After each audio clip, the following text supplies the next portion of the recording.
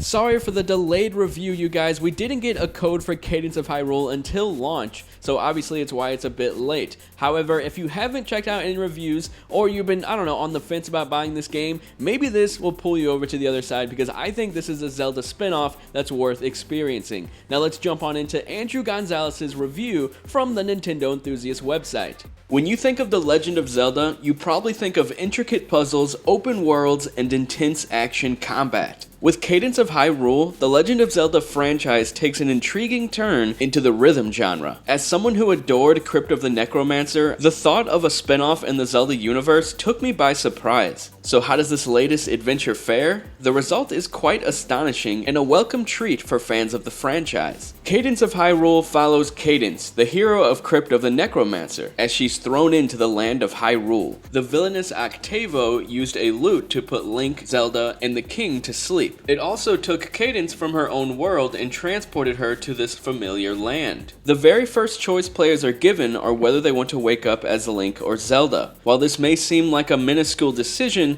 it felt like a game changer. Zelda and Link have similarities, but they also have distinct differences that make the experience unique. While all three characters can use swords, flails, and other weapons to attack, Link and Cadence both use shields, while Zelda utilizes magic. Zelda's magic abilities allow her to parry and use defensive attacks against enemies. That ability made maneuvering and combat feel more fluid and enjoyable. Those looking for traditional Zelda action will need to look elsewhere, because Cadence of Hyrule plays like nothing else the franchise has ever seen before.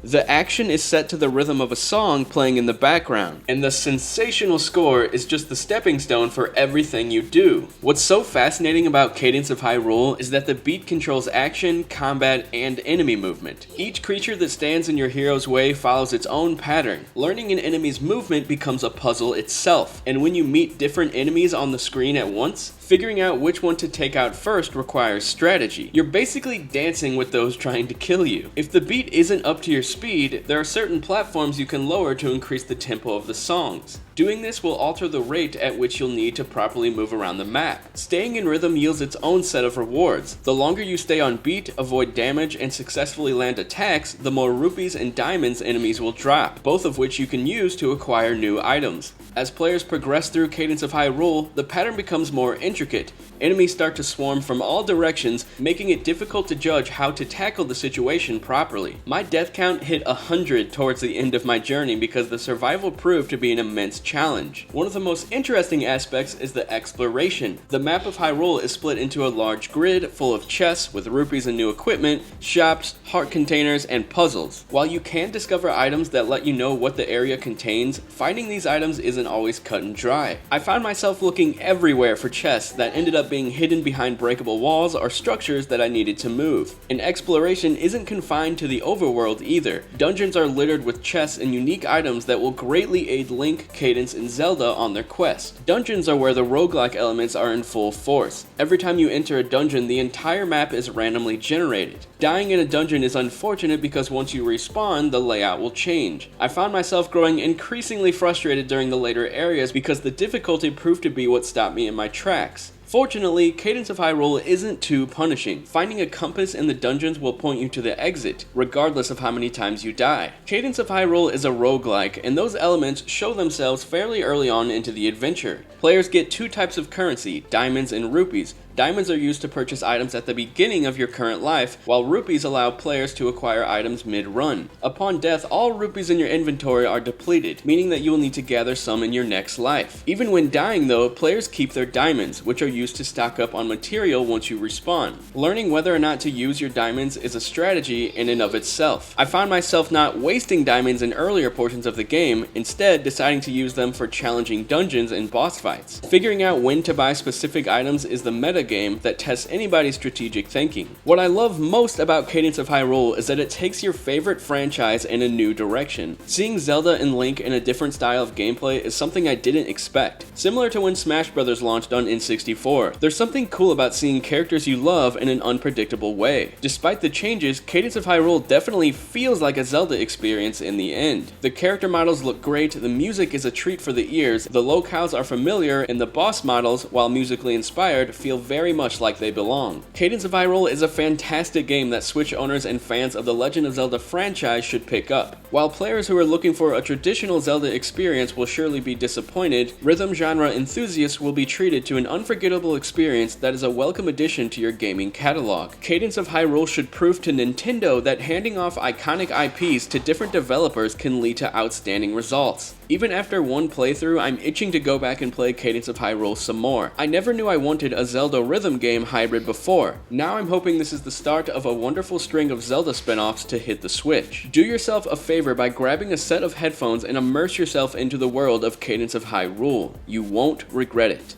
I'm in the kitchen, by the way, because my kids are on summer break, so that's why I'm not shooting in my office. There he is right there, almost completely naked.